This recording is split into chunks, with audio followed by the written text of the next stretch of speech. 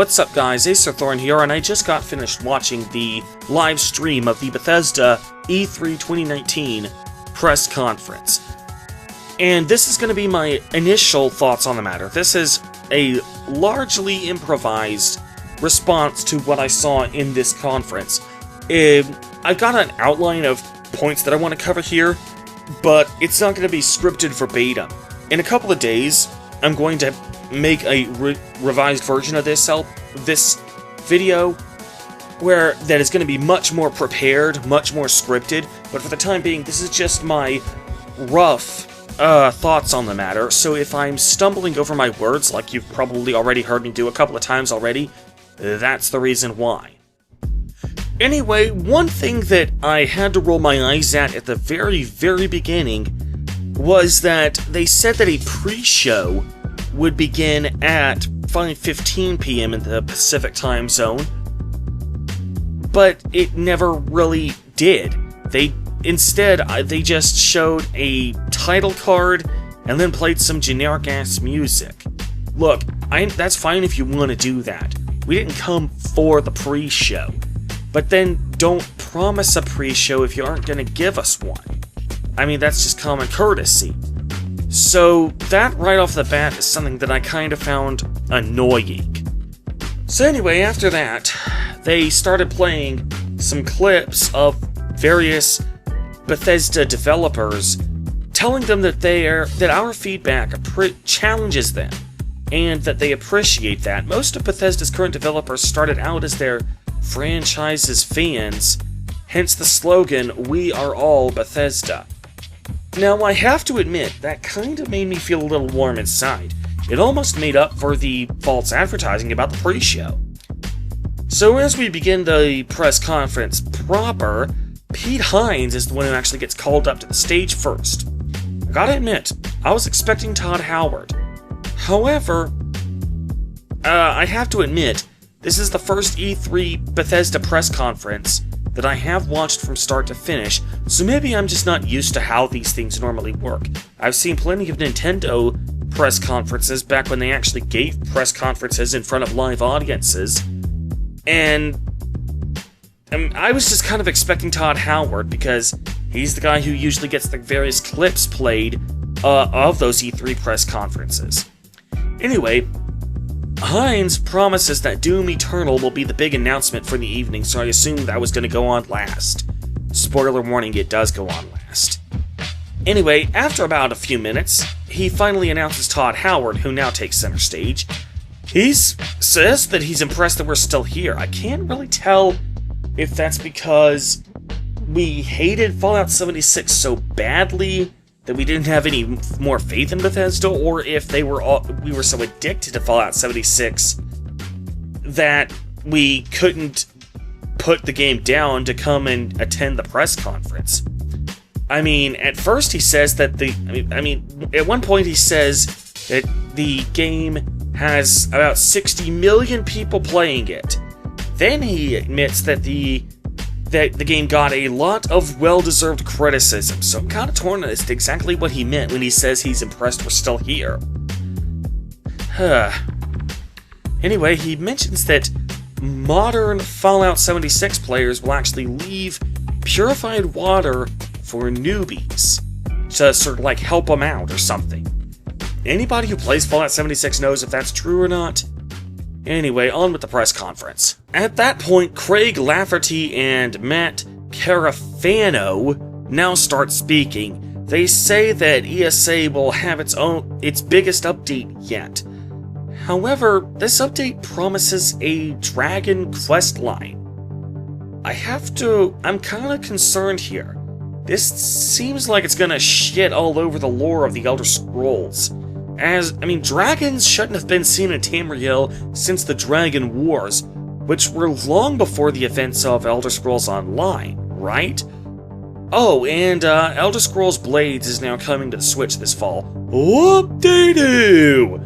I don't have a game-compatible mobile nor a Switch, so I can't play Elder Scrolls Blades either way. However, they say that progress and save data will carry over from mobile to Switch, so I guess that's kind of a good thing. I mean, it's already free to play, so it's not like, I mean, if you've already got, there's no reason to, you're not even like buying the game twice per se. But then again, if it was originally available exclusively on mobile, porting it over to the Switch is kind of redundant, don't you think? I mean, aside from the bigger screen, it's not really that good. There's not really much of an improvement, is there? So then we move on to Fallout 76. And, I gotta admit, this is the one that I was most apprehensive about. I have not yet played Fallout 76, nor do I have any interest in doing so. MMORPGs really just aren't my cup of tea. But what did concern me was what Fallout 76 actually meant for Bethesda as a game company. Because that was something that I was beginning to get a little bit nervous about. I mean, the whole tell me lies, tell me sweet little lies meme that's been going around regarding Bethesda and Todd Howard in particular is something that I completely just did not buy into until Fallout 76. Because that was a game that was just such complete trash, just on paper, everything I heard about the game. Like, let me put it this way, yeah, I have never played Fallout 76, but you know what else? What other games I haven't played, and yet have decided that they suck? Action 52, Big Rigs Over the Road Racing, Drake of the 99 Dragons. I think you get the idea. You don't have to have played a game to determine that it is trash if the things you've heard about the game are just so objectively terrible. The things that I have heard about Fallout 76, unless they were just completely lies, unless everything I've heard about Fallout 76 was just plain wrong, I can't imagine it being a good experience. And a lot of gaming websites, like IGN and GameSpot, were speculating as to how Bethesda was going to rebound from all the bad PR that they got from 76. So this was the moment that I was mostly looking forward to seeing, and then the live stream fucking crashed on me. Can you believe it? Oh, the irony is so palpable, I think I just got sick. Okay, so I was originally on Twitch, and then the live stream just straight up didn't stop streaming to me. So it took me a couple of minutes and I had to switch to the YouTube live stream. So I was able to get a little bit of what was going on here. I'll provide a more in-depth analysis in the upcoming episode that I promised a moment ago, where then I said would be much more prepared and much more heavily scripted, because then I'll actually have a chance to watch the press conference unabated. Anyway, from what I was able to gather, the Wastelanders DLC for this game, it said it would reintroduce human NPCs, would add a new main quest to the game, and it would actually provide a legitimate dialogue tree instead of just an emoji wheel where you could do a handful of really generic animations. Now, I have to admit, I did not see this whole segment, so I could just be completely pulling this out of my ass. But it definitely appears that Bethesda is making some effort to actually correct the most common criticisms about this game. I have to give them their props. I wanted, so badly, to believe that Bethesda was actually going to make a rebound and actually show that Fallout 76 was a fluke, and give the devil his due. It looks like they're doing exactly that. It looks like they're listening to the criticism and giving us what we want.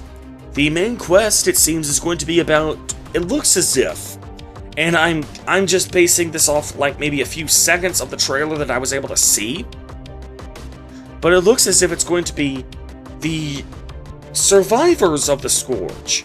Like, the main villains in the Fallout 76 game were supposed to be the Scourge. They killed all the people, all the humans of the wasteland who weren't vault dwellers. However, with this DLC, that's being retconned. They killed most of the humans, but then there were some humans who fled, and now they're returning.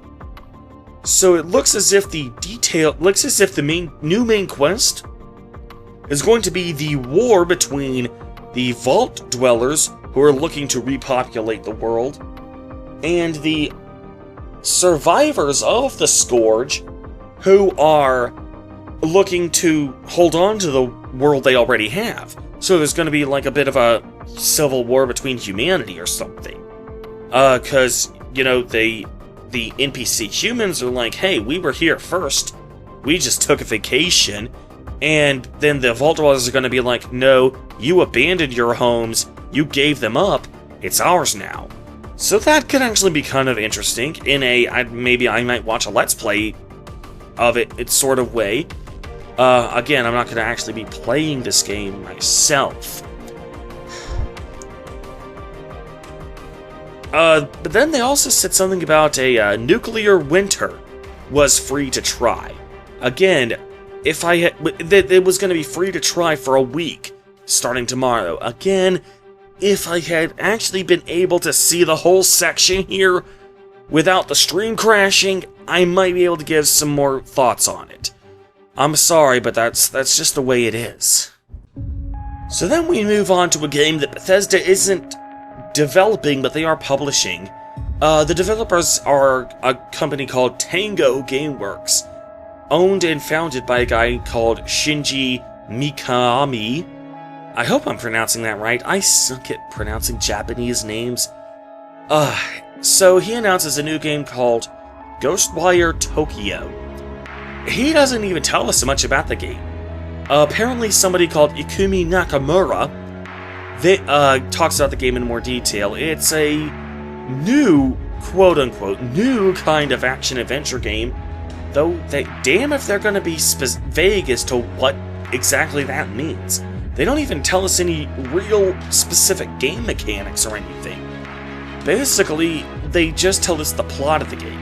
You explore the city of Tokyo and uncover various conspiracy theories. Each NPC, they say, will have their own stories that you can discover for yourself, but also the NPCs can be either normal or paranormal. I guess, like, sometimes it might be a mystery whether they're normal or paranormal, and trying to figure out which is which is going to be important to making the quest progress, or something. I mean, they are not the least bit specific about what exactly the game is going to entail. Oh, and this, by the way, this is after I switched to the YouTube stream, so from this point on, there was no stream crashes for me. Well, okay, no, there was one stream crash later on. I'll tell you about that when I get to it, but it was only for about a couple of seconds, anyway.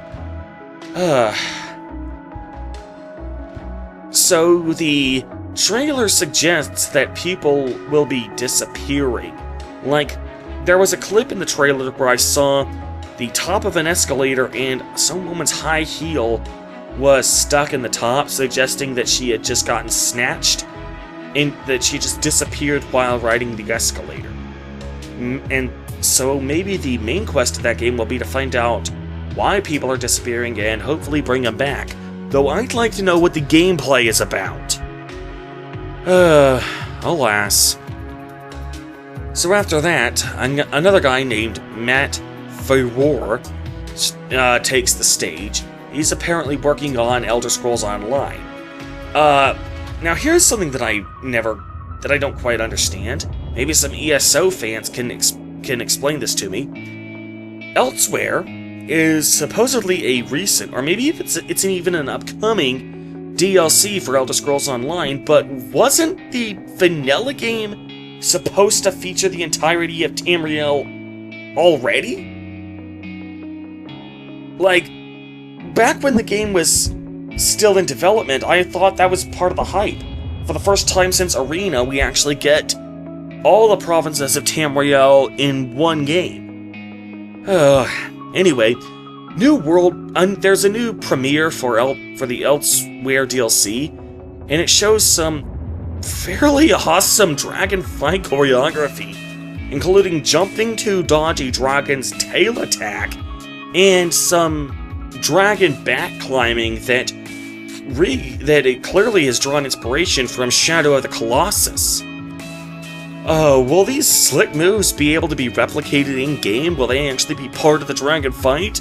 If so, that would be a huge improvement over Skyrim's dragons from a mechanical standpoint. I mean, those had a great atmosphere, which wore off after the first 100 dragon fights, then they all started to blend together. Honestly, it may be worth getting ESO just to have a fucking epic dragon fight. I am not a huge fan of MMORPGs, in case you didn't notice. But honestly, if it means getting a badass dragon fight, I might be interested. Also, that's only one of 3 DLCs. They're also announcing the Drunken Hold and Scale Breaker DLCs, but they tell us precisely dick all about what those DLCs entail. So there is that. So after that, Kira Slater comes along and then announces a new game called Commander Keen, which she describes as a Saturday morning cartoon-ish, free-to-play mobile game. It appears to be a platformer. Apparently this isn't a new IP, but one that hasn't seen a new installment since the early 1990s, so it might as well be a new IP. Okay, first of all, as I mentioned earlier, I don't have a cell phone that is capable of playing games, so I won't be able to play this one anyway, but she does say that it's going to be free to play, so will it have microtransactions? Because I despise microtransactions. So then we move to a new section of this press conference, one dedicated to the different first-person shooters, Rage 2 and Wolfenstein. So there's apparently this new DLC coming out for Rage 2 called All the Rage. The trailer plays and it promises new pilotable mechs, new vehicles, and most interestingly of all, new cheat codes.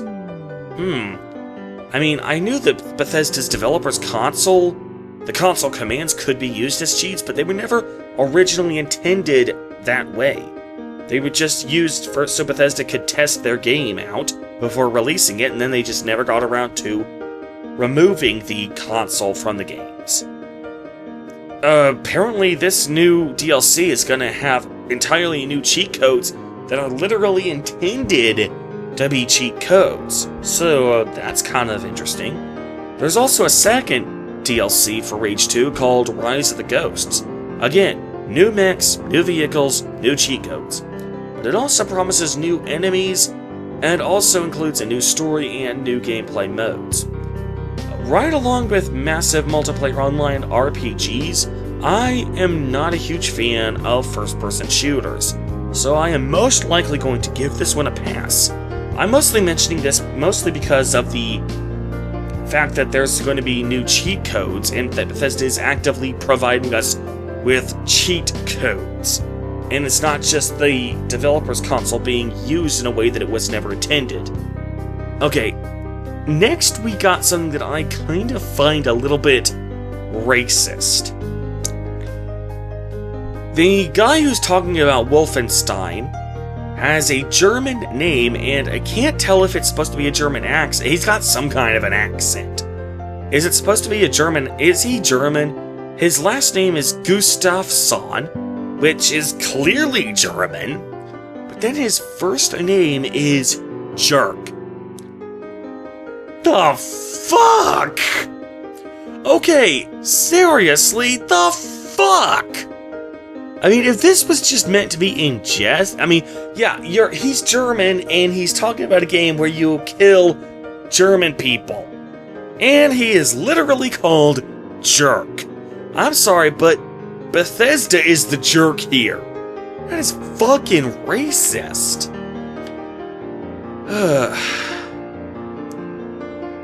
Anyway, again, I'm not an FPS fan, so this trailer seems kind of mediocre. It's mostly just the same old first-person shooter stuff. Anyway, he says that there are two first-person shooter... There are going to be two new Wolfenstein games. Not even DLCs, just two completely new games. You see, now earlier I said that there was one more instance where the stream crashed on me. This is it. So I was able to...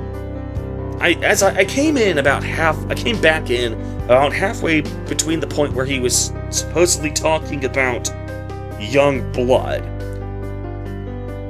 Apparently that was the second of the Wolfenstein games that he meant to discuss, because he didn't discuss the next one after that, so I assume he had already discussed the other one.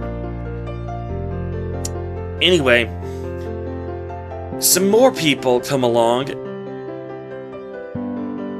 One guy, I think, is Central African, the other is French. They're revealing a new game, set in the distant future. Apparently a man and a woman are trying to kill each other. Why? The trailer doesn't really tell us. The game is called Deathloop, but what the hell is this game about? Oh dear. So, after that, we get one of the biggest eye rollers of this entire press conference. No, the Jerk Gustafsson was not an eye roller, that was just fucking offensive. Anyway, this was an eye roller. The French guy, whose name I forgot, he decides he's going to drop a meaningless F-bomb, a completely superfluous F-bomb, just so that he can then turn around and use the pun, "Excuse my French." Boo! Boo! Okay, first of all, the phrase you're supposed to use is "Pardon my French," so the pun doesn't even work. Okay, I guess that's sort of a self-imposed racism. I mean, he kind of has inward privilege on that, considering that he is French. But still, I just didn't find it funny. I know some people laughed at it, but I didn't find it that funny. So now we actually get to the section that I am most interested in hearing about. Orion. Well, first of all, somebody from Bethesda comes along and says that they took credit for inventing first-person shooters and shows some footage of Wolfenstein 3D that show that they invented first-person shooters. That is a fucking lie. They may have purchased the publishing rights from id Software, but they did not invent first-person shooters. id Software invented first-person fucking shooters. Okay? No, just stop taking credit for shit you didn't do. You did not invent Fallout, that was Interplay. You have the rights to make new Fallout games now. You did not invent Fallout, and you did not invent first-person shooters. Ugh! So, after that, they make a lot of claims that aren't actually historically accurate to back up their legacy. They did bring mods to consoles. That is something they did do. They also claim that they invented the modern VR tech, which, yeah, they kinda did invent the prototype. Okay, so they did all that in order to segue to their newest technology. It's going to be streaming technology. They say it can work with any game engine. I'd like to see them actually back up that claim. Literally any game engine. Yeah, sure. But the thing that really interests me is that it facilitates streaming by tapping directly into the game engine, rather than using hardware. It supposedly can stream Doom at 4K 60 FPS without any noticeable latency. And I have to wonder, they say that it can even work if you have some really faulty internet connection, if you're out in the middle of the country, out in the really super rural area where practically dial-up is still used. They say that even that can still provide streaming Doom at 4K at 60 FPS. How? I mean, okay, you can record the footage. I can understand that it can create the footage, the raw footage, without any latency. That I can totally buy. But how are you supposed to stream it? With a streaming, it's not just like recording, like for a Let's Play. With streaming, you also need upload speeds on your internet that are fast enough to actually put out all that footage, all that video data, and at 4K at 60 FPS, that's going to be quite the bit rate. I can sort of imagine that by using the game engine to create the raw footage instead of your hardware, I can sort of see how that could work. But how are they going to get past the fact that you absolutely must have a certain amount of upload speed bandwidth to be able to stream it? They say it can work even if you're out in the rural area. That's something I'm going to need to see more details on. So I'd like to know, obviously Orion could, in theory, be used for recording a Let's Play as well as streaming, but will that feature actually be readily available? And that's a question that I'd like to know. In addition to, how is it going to get past the internet bandwidth bullcrap, I'd also like to know, does it have to be used for live streaming, or can it be used for recording raw footage so that I can edit it to my heart's content and then upload it whenever I'm ready? That's something, and this is the reason why this was the most interesting segment for me personally, because as you can clearly see, I have my own YouTube channel. If you didn't realize that, how are you watching this video? Like, Sarah, how did you make it this far if you didn't realize that I have a YouTube channel?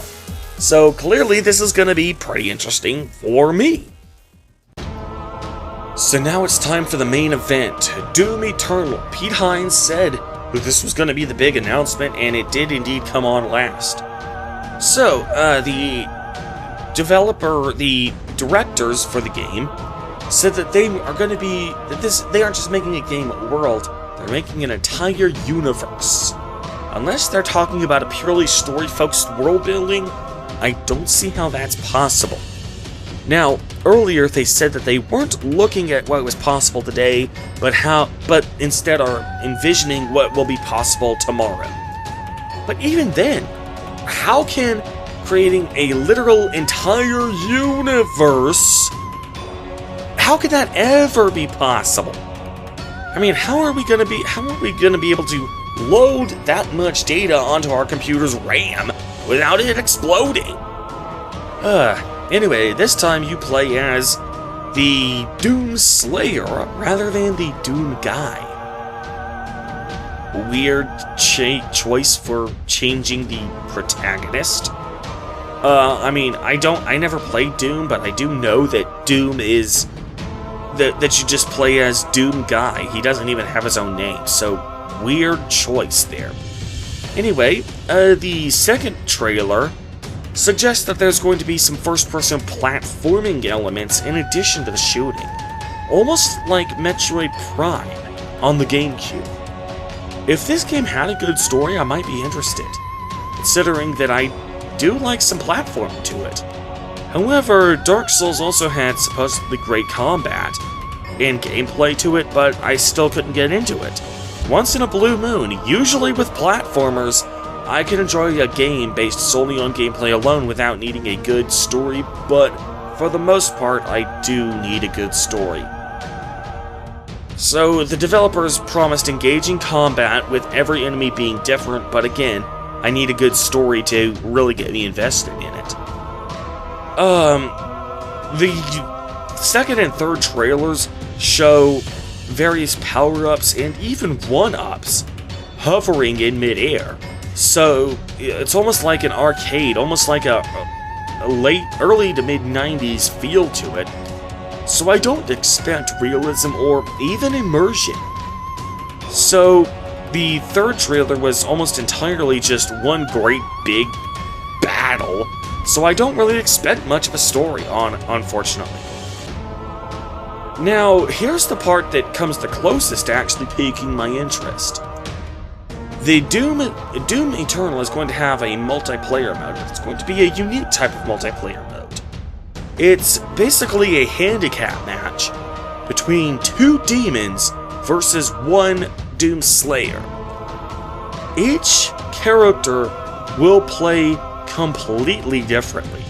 The demons will have to focus more on tactics and working together and teamwork and stuff, while the Doom Slayer is just going to be armed to the teeth.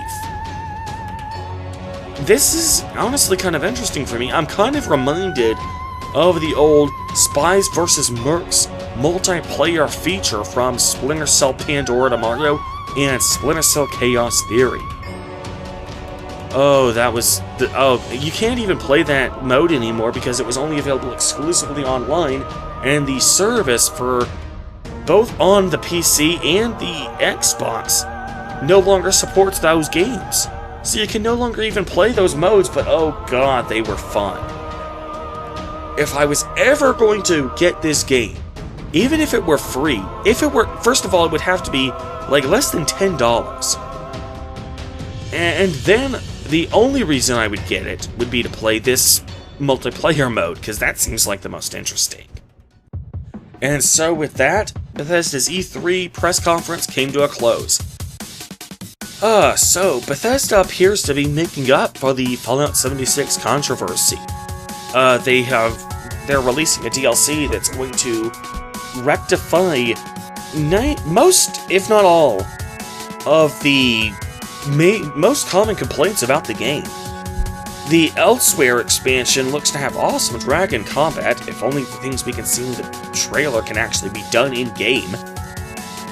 And as far as everything else is concerned, I either can't play it like the mobile games, or I have no interest in playing it like the first-person shooters, though I am going to be very interested in following the upcoming Orion software, because that's definitely going to be interesting for my future career on YouTube.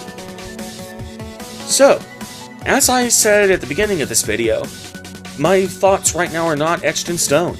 I will be taking the time to collect my thoughts and create a much more heavily prepared and much more heavily scripted response to Bethesda's E3 press conference. I will also be including footage from the actual press conference itself once I actually am able to download it. In the meantime, however, I am Acer Thorn, and I will see you guys later.